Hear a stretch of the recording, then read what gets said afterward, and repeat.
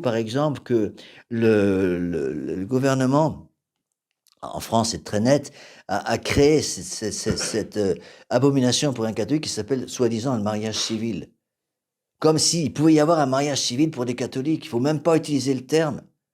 Le terme de mariage civil est un terme qui ne devrait jamais être utilisé pour un catholique. Mariage civil, c'est rien du tout. C'est un bout de papier. Les cérémonies civiles représentent en l'importance d'une facture de téléphone et une facture d'électricité à peu près la même importance.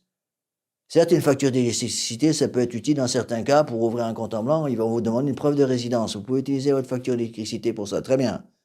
C'est à peu près toute l'importance qu'il faut donner au mariage civil. Il n'y a pas de mariage civil. Le mariage civil n'existe pas pour un catholique. Le mariage civil n'existe pas. L'union d'un catholique, c'est l'union devant Dieu, justement. Devant le prêtre qui représente le bon Dieu pour pouvoir sceller cette union. Donc attention à ça, mes bien chers frères, ne parlons pas du mariage civil, des formalités civiles. C'est ça que je demande quand je prépare des gens au mariage, je demande même aux jeunes fiancés, faites attention, ne solennisez pas les cérémonies civiles. C'est, encore une fois, c'est de la bouillie pour chat, rien de plus. Et donc, faites très attention, n'allez pas vous mettre sur votre 31 pour aller au mariage, ce qu'ils appellent le mariage civil.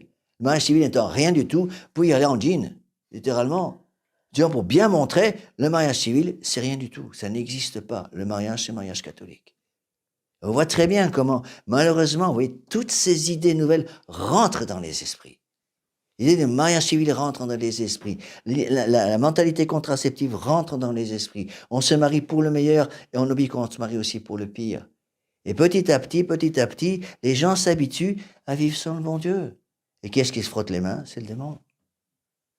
Alors demandons, mes bien chers frères, demandons à celle qui avait compris de façon extraordinaire la nécessité de cette union. Demandons à la très Sainte Vierge Marie de nous aider à comprendre ces choses-là.